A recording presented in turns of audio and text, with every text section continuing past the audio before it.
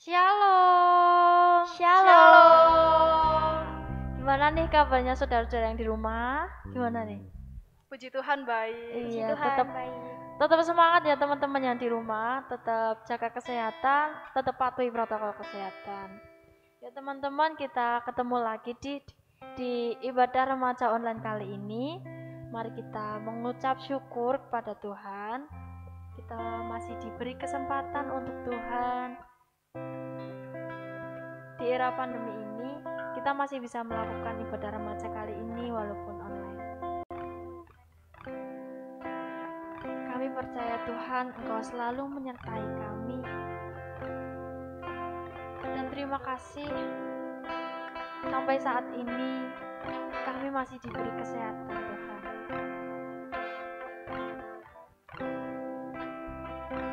Kami yakin Engkau selalu ada buat kami. Engkau selalu menyertai kami dimanapun kami berada. Dan hanya Engkaulah yang layak disembah dan layak dipuji Tuhan. Hanya Engkaulah Yesus Tuhan Kristus kami. Hanya Engkau Tuhan Yesus Kristus kami.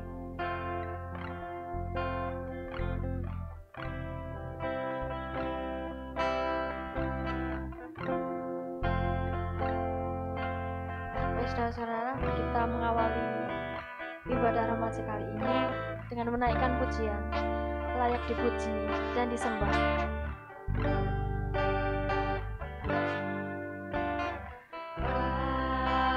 Alam semesta melukiskan kebesaran Tuhan, bumi dan surga menyanyikan besar kemuliaan nama-Mu. Hosana, Hosana.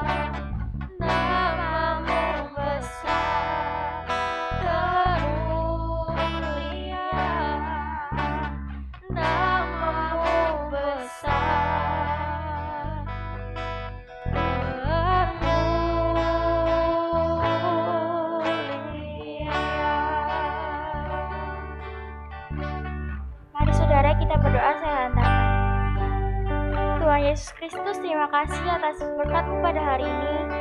Engkau telah memberkati kami. Sekarang kami mau memulai ibadah pada malam hari ini. Kiranya Engkau memberkati kami dari awal sampai akhir nanti. Hanya dalam nama-Mu kami berdoa dan mengucap syukur. Haleluya, amin. Nah, saudara, kita tadi udah memuji Tuhan, tapi kurang semangat ya? Kurang. Yuk, saya undang teman-teman yang di rumah untuk bangkit berdiri. Mari kita bersuka cita, bersorak-sorai untuk memuji nama Tuhan. Mari kita pujikan lebih dari pemenang.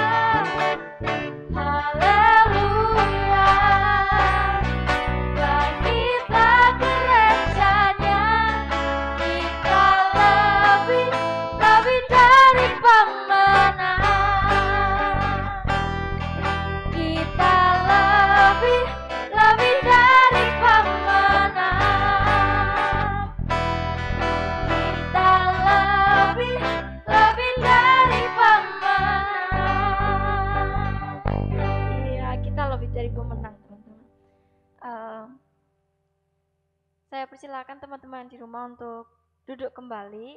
Saatnya kita mau mendengarkan firman Tuhan. Mari sebelumnya, mari kita pujikan dengan sayapmu.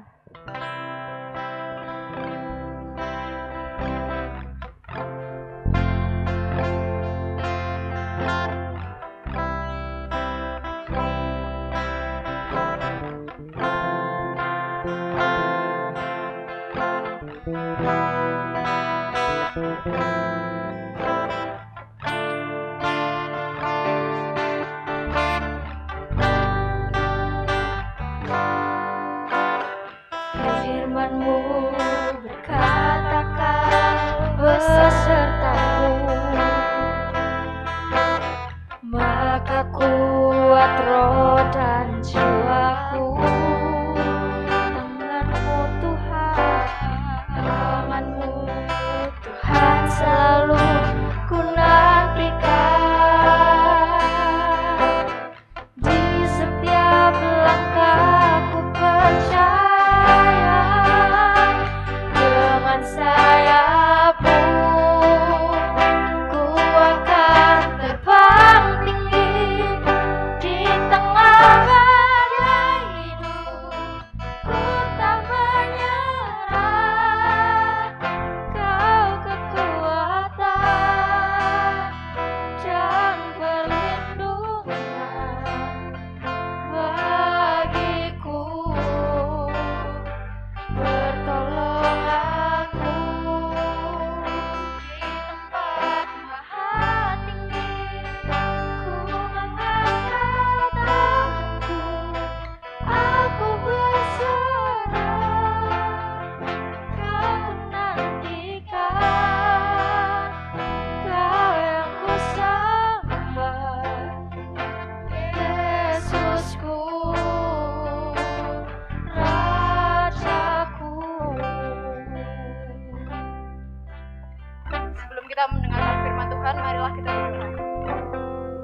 Tuhan Allah Bapa kami yang bertata dalam kasih surga mulia, Tuhan saat ini kami akan mendengarkan setiap firman-Mu Tuhan. Tuhan Yesus yang berkati untuk pembawa firman-Mu ini Tuhan, Pak Widodo Tuhan. Tuhan Yesus yang berkati dia Tuhan.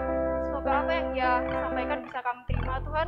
Dan Tuhan juga yang buka hati dan telinga kami untuk mendengarkan dan meresapi setiap isi firman-Mu ini Tuhan. Terima kasih Tuhan. Haleluya. Amin. Di saatnya kita mendengarkan firman Tuhan yang akan disampaikan oleh Pak Wid. Waktu dan tempat kami persilahkan.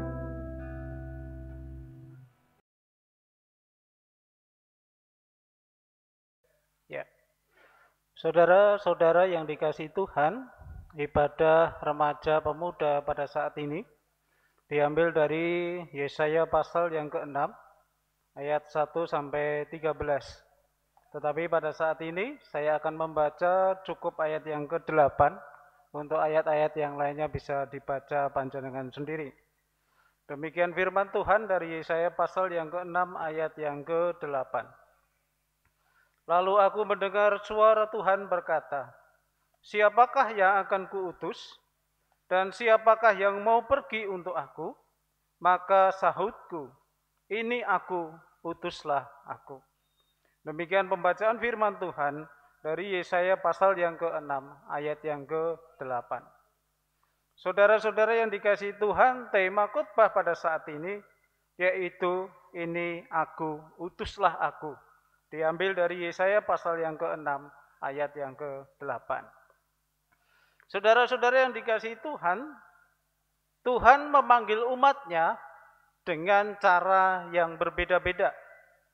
Dari Alkitab kita bisa mengerti ada beberapa orang yang dipanggil Tuhan dengan cara yang berbeda-beda. Yang pertama contohnya adalah Nabi Musa. Dia dipanggil Tuhan lewat semak duri yang menyala. Tuhan memanggil Musa di Gunung Horeb. Yang kedua, Nabi Samuel dipanggil Tuhan dengan cara dipanggil 3 kali. Pada waktu Samuel tertidur, Tuhan memanggilnya dia sebanyak 3 kali. Yang ketiga, Raja Daud, sang penulis kitab Mazmur. Dia dipanggil Tuhan lewat seleksi pada waktu Israel ingin mendapatkan seorang raja yang kedua. Yang ketiga, Nabi Yeremia disebutkan di dalam Alkitab, dia sudah dipanggil Tuhan sejak dalam kandungan. Matius, murid Tuhan Yesus, dipanggil Tuhan pada waktu dia bekerja sebagai pemungut cukai. Paulus, nabi atau rasul yang terakhir, dia dipanggil Tuhan pada waktu perjalanan dia mau pergi ke Damsyik untuk membunuh umat Tuhan, membunuh orang yang berada di jalan Tuhan. Dan pada saat ini kita belajar Nabi Yesaya yang dipanggil Tuhan lewat penglihatan. Yesaya melihat tahta suci Allah. Saudara-saudara yang dikasihi Tuhan, Yesaya pada ayat yang kita baca tadi, yaitu pada Yesaya pasal yang ke-6 ayat 1 sampai dengan 13. Pada waktu itu Yesaya pada masa di mana Raja Uzia sudah mati. Perlu kita ketahui, Uzia adalah Raja Israel bagian selatan atau disebut seringkali kerajaan Yehuda. Dia menjadi raja pada usia 16 tahun dan selama 52 tahun ia menjadi raja. Ia memerintah dengan sangat baik, sesuai dengan kehendak Tuhan, sesuai dengan pandangan Tuhan yang baik. Bahkan karena hal yang semacam itu, Tuhan mengaruniakan anugerah berupa kekayaan dan kejayaan. Ada orang yang mengatakan pada waktu pemerintahan Raja Uzia, bangsa Yehuda itu mendapatkan kekayaan yang luar biasa. Bahkan kalau boleh disebut kekayaannya nomor 2 setelah Raja Salomo. Tetapi apa yang baik pada waktu awalnya pertengahan tidak diakhiri dengan sesuatu yang baik pada waktu pemerintahan Raja Uzia. Di akhir masa pemerintahannya, Raja Uzia menjadi sombong, menjadi angkuh. Hal ini terlihat pada suatu kali dia datang ke rumah ibadah dengan nabi-nabi rumah ibadah yang dibawanya, dia datang di sana. Apa yang dilakukan? Di sana dia membakar kurban bakaran. Ini adalah sesuatu yang tidak baik, sesuatu yang tidak boleh. Kesombongan dan keangkuhannya membuat dia melakukan suatu kesalahan. Membakar kurban bakaran seharusnya dilakukan oleh imam, dan itu harus keturunan Harun. Seorang raja tidak boleh membakar kurban. Nah, pada situasi yang semacam ini, selanjutnya Raja Uzia mati. Raja-raja selanjutnya adalah raja-raja yang tidak baik di pemandangan Tuhan, tidak melakukan sesuai dengan kehendak Tuhan. Oleh karena itu, Yesaya dipanggil Tuhan. Yesaya adalah anak dari seseorang yang namanya Amos, dipanggil Tuhan dengan cara yang luar biasa. Dia melihat Tuhan duduk di tahta sucinya. Ini adalah suatu penglihatan yang luar biasa. Bagaimana mungkin seorang manusia yang berdosa bisa melihat tahta suci Allah? Tentu kalau ini tidak diperkenankan oleh Tuhan, Tuhan sendiri yang menyatakan, Tuhan sendiri yang ingin supaya Yesaya bisa melihat yang demikian. Tentu itu tidak mungkin. Ini menjadi pelajaran yang sangat berharga bagi kita. Walaupun Yesaya itu adalah orang yang berdosa, tetapi dia dipanggil Tuhan. Oleh karena itu, pada saat seseorang dipanggil Tuhan, Tuhan tidak memandang orang tersebut berdosa atau tidak berdosa, kecil atau besar, remaja atau dewasa, tua-tua dan lain sebagainya. Tetapi pada saat Tuhan ingin memanggil dengan cara apapun, itu yang Tuhan lakukan. Yesaya pada saat itu melihat tahta suci Allah. Tuhan duduk di atas tahta itu dan para serafin melayani Tuhan. Apa itu para serafin? Para serafin adalah malaikat Tuhan. Jadi malaikat Tuhan itu ada banyak, salah satunya adalah serafin. Serafin adalah malaikat yang melayani Tuhan di sekitar tahta Tuhan. Serafin itu mempunyai 6 sayap. 2 sayap itu untuk menutupi mukanya, 2 sayap ada di kaki untuk menutupi kakinya, dan 2 sayap ada di belakang sebagai terbang, sebagai alat untuk terbang. Serafin pada saat itu, malaikat-malaikat Tuhan pada saat itu menyanyi dengan nyanyian, Kudus, Kudus, Kuduslah Tuhan. Maka pada saat itu, bumi gemetar, langit juga gemetar. Mendengar pujian serafin yang semacam itu, Yesaya gemetar, Yesaya ketakutan dan mengatakan, celakalah aku binasa, sebab aku ini seorang yang najis bibir, dan aku tinggal di tengah-tengah bangsa yang najis bibir. Mengapa Yesaya menyebutkan bibir? Kita tahu saudara-saudara bahwa bibir itu adalah kalau seseorang itu berpikiran jahat, maka dari bibirnya akan keluar yang jahat. Kalau hatinya itu jahat, maka dalam bibirnya juga akan keluar hati yang jahat, kata-kata yang jahat. Dari bibir seorang bisa melakukan kejahatan, tetapi dari bibir juga seseorang bisa melakukan untuk memuji nama Tuhan. Kalau pada saat ini kita berbicara tentang panggilan Tuhan, tentu ini berhubungan dengan bibir. Kenapa? Karena nabi adalah orang sebagai penyambung lidah Tuhan. Saudara-saudara yang dikasihi Tuhan, pada saat Yesaya merasakan dirinya berdosa, merasakan dirinya akan celaka, merasakan dirinya akan binasa. Pada saat itu serafin itu mengambil bara yang berada di atas mezbah dengan sabitnya kemudian mencucukkan di mulut Yesaya. Bara itu bukan bara yang membinasakan, bukan bara yang menghanguskan, tetapi justru bara itu membuat Yesaya menjadi dimurnikan, Yesaya menjadi disucikan, sehingga bisa menghapus kenajisan dari Yesaya. Maka pada saat itu firman Tuhan mengatakan, siapakah yang akan kuutus? Ini adalah suatu pertanyaan yang aneh sebab. Kenapa aneh? Karena pada saat itu di depan tahta Tuhan itu, selain para serafin, selain para malaikat yang melayani Tuhan, di sana cuma ada Yesaya. Tetapi pada saat itu Tuhan mengatakan, siapakah yang akan kuutus? Maka pada saat itu, apa yang seharusnya harus dilakukan? Tuhan tidak ingin memaksa seseorang untuk dipanggil menjadi hambanya. Tuhan tidak ingin dengan kekuasaannya menindas manusia, kamu harus melayani saya. Tidak. Tetapi pada saat itu Tuhan ingin bahwa manusia yang melayani itu dengan kemauan, manusia melayani dengan keikhlasannya, manusia melayani dengan apa yang ada di dalam dirinya dengan penuh kesadaran. Maka jawab Yesaya pada saat ini aku, utuslah aku. Jawaban ini bukan jawaban yang gampang. Bahwa jawaban ini bukan jawaban yang hanya spontan saja. Kalau kita melihat gereja kita masing-masing, sebenarnya apa yang kita butuhkan di dalam pelayanan kita? Yang pertama adalah pemikiran. Ada orang-orang yang bisa menyumbangkan pemikiran di dalam gereja. Entah itu berupa ide-ide pelayanan, ide-ide pembangunan, dan ide-ide yang lainnya. Yang kedua, ada orang-orang yang bisa menyumbangkan tenaganya saja. Kalau masa pandemi ini bisa juga dengan menyemprot ruang gereja yang mau dipakai untuk ibadah, atau sesudah ibadah disemprot, itu juga tenaganya.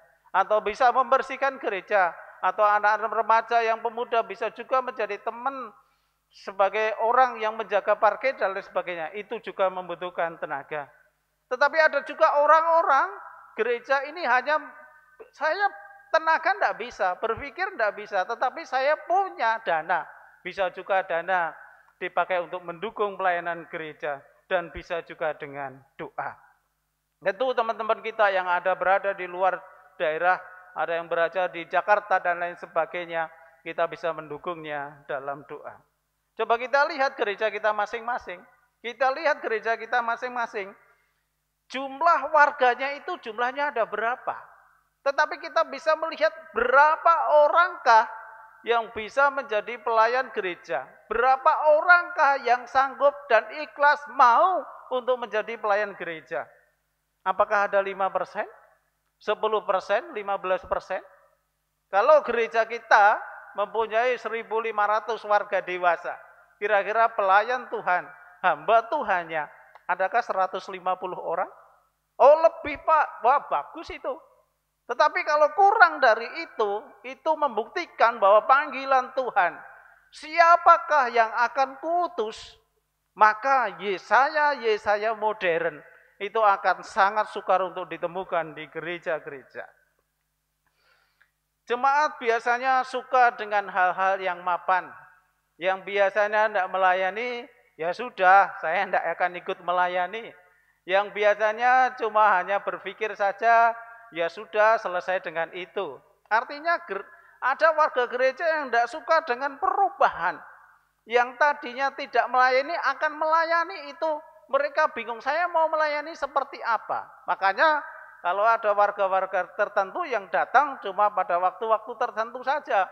Misalnya hanya ibadah minggu saja, setelah itu selesai. Atau perjamuan kudus saja, setelah itu selesai. Berarti 1 tahun ke gerejanya cuma 6 kali. Atau pada saat ibadah hari besar saja, berarti 1 tahun ke gerejanya cuma 5 kali dan seterusnya. Oleh karena itu, apa yang harus dilakukan oleh kita? Kita bisa melayani Tuhan bukan dengan alasan-alasan pribadi masing-masing. Mungkin ada yang tua mengatakan, aku sudah tua, biarlah yang melayani yang muda-muda saja. Bisa juga suatu kesempatan yang muda bilang, wah saya pengalamannya belum banyak, biarlah yang tua-tua saja. Wah saya tidak bisa apa-apa, mikir aja saya cepat, doa saja saya tidak bisa. Apakah seperti itu? Atau ada alasan-alasan yang lainnya. Bisa juga karena alasan pekerjaan, alasan kesibukan, alasan tidak ada waktu, atau yang simba-simba alasannya momong cucu, karena momong cucu tidak bisa melayani Tuhan. Atau mungkin remaja pemuda karena apa? Studinya, karena tugasnya yang sangat banyak, atau mungkin karena saya tidak pernah diajak untuk melayani kok. Nah, yang semacam itu perlu ditangkap. Oh, ternyata ada teman-teman kita yang punya potensi dan itu bisa melayani, ya jadikan ia melayani. Kalau demikian, maka gereja kita akan menjadi gereja-gereja yang banyak sekali Yesaya modern. Maka pada saat Tuhan bertanya, siapakah yang akan kuutus? Maka orang-orang yang ada di dalamnya bisa menjadi pelayan-pelayan Tuhan, hamba-hamba Tuhan yang luar biasa. Yang dengan talentanya, pinter musik bisa melayani musik, pinter media bisa masuk di pokja media. Saya pinter organisasi, bisa masuk di pengurus, bisa masuk di majelis, atau dengan hal-hal yang lainnya. Tentu ini tidak mudah, karena apa? Butuh kemauan, butuh keikhlasan, dan lain sebagainya. Bahkan ada orang-orang tentu yang merasa tidak punya kemampuan, Tuhan bisa memilih. Jangan karena saya merasa berdosa terus kemudian tidak melayani Tuhan. Untuk itu, untuk orang-orang yang suka untuk melayani Tuhan, Tuhan berjanji kepada kita, yang pertama, Tuhan akan menyertai kita sampai akhir zaman. Ini sesuatu yang luar biasa. Siapa yang melayani Tuhan, bekerja untuk Tuhan, Tuhan akan menyertai. Tentu saja bukan hanya melindungi, tetapi kebutuhan kita juga akan tercukupi. Yang kedua, Tuhan juga mengatakan, di dalam Tuhan jerih payahmu tidak sia-sia. Oleh karena itu, marilah kita menjadi Yesaya modern yang siap untuk menyambut panggilan Tuhan. Kalau Tuhan bertanya kepada kita, siapakah yang akan kuutus? Maka kita siap menjawab, ini aku Tuhan, utuslah aku. Tuhan memberkati kita. Amin.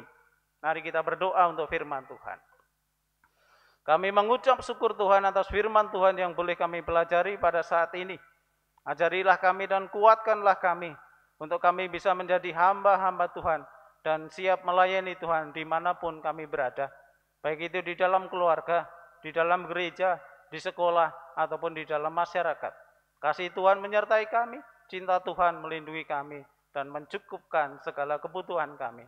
Mampukan dan kuatkan kami. Di dalam nama Tuhan Yesus Kristus yang mencintai kami berdoa dan mengucap syukur. Terima kasih Tuhan Yesus. Amin.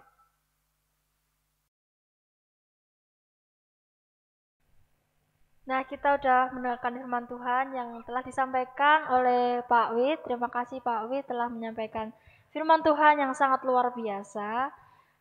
Semoga dapat menjadi pedoman dan teladan bagi hidup kami. Terberkati oleh firman-Nya, amin. Amin. Nah, teman-teman, saatnya kita mau persembahan. Persembahan dapat dikumpulkan atau dititipkan di pengurus terdekat. Mari kita naikkan pujian Anggur Baru.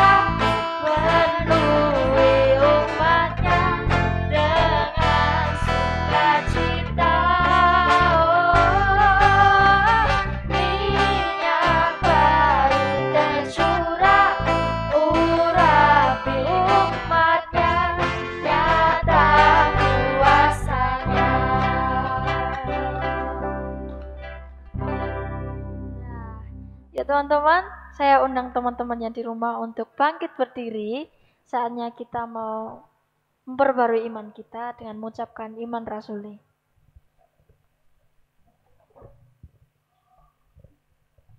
Pengakuan iman rasuli dimulai.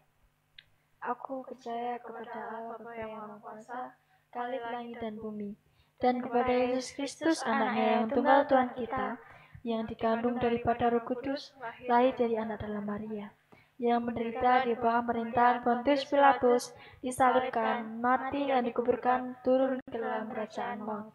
Pada hari yang ketiga, bangkit pula dari antara orang mati, naik ke surga, duduk di sebelah kanan Allah Bapa yang Kuasa, dan akan datang dari sana untuk menghakimi orang yang hidup dan yang mati. Aku percaya kepada Roh Kudus, gereja yang kudus dan am, persekutuan orang kudus, pengampunan dosa, kebangkitan daging, dan hidup yang kekal. Amin. Saya persilakan teman-teman di rumah untuk duduk kembali. Nah, sebelum kita mengakhiri ibadah remaja kali ini, mari kita bersatu dalam doa. Saya hantarkan. Tuhan Allah Bapa kami yang berada dalam surga mulia, terima kasih karena Engkau telah menyertai kami dari awal ibadah remaja kali ini, dari awal hingga akhir berjalan lancar sesuai dengan kehendak-Mu saja Tuhan. Dan kami juga berdoa untuk persembahan kami yang sudah kami kumpulkan. Engkau berkati Tuhan supaya dapat memperluas kerajaan-Mu saja Tuhan. Dan tak lupa kami juga berdoa untuk bangsa dan negara kami. Engkau berkati dari Bapak Presiden Tuhan, Engkau juga berkati pemerintah-pemerintahan dari tingkat tertinggi atau dari tingkat terendah Tuhan. Engkau lihat mereka satu persatu Tuhan, Engkau sertai selalu supaya dapat memimpin negara ini dengan baik dan sentosa dan dapat menjadikan negara yang damai dan makmur Tuhan. Dan juga kami berdoa untuk gereja kami ini Tuhan, GKJ Nusuan, Engkau berkati Bapak Pendeta kami Tuhan, Engkau selalu beri kesehatan Tuhan. Dan juga untuk sekolah kami berdoa Tuhan, Engkau selalu berkati kami, Engkau selalu melindungi kami Tuhan, jika ada soal-soal ataupun yang tugas yang diberikan oleh guru kami, Engkau sertai kami supaya dapat mengerjakannya dengan baik dan benar Tuhan. Dan saatnya kita mau mengakhiri ibadah remaja kali ini, mari kita menutupnya dengan doa Bapa kami. Bapa kami yang di surga, dikuduskanlah namamu, datanglah kerajaan-Mu, jadilah kehendak-Mu di surga. Berikanlah kami pada hari ini makanan kami yang secukupnya, dan ampunilah kami akan kesalahan kami, seperti kami juga mengampuni orang yang bersalah kepada kami. Dan janganlah membawa kami dalam pencobaan, tetapi lepaskanlah kami daripada yang jahat. Karena Engkau-lah yang kerajaan dan kuasa dan kemuliaan sampai selama-lamanya. Amin. Nah, udah selesai nih teman-teman. Sampai jumpa di ibadah remaja online minggu depan ya. Tuhan berkati.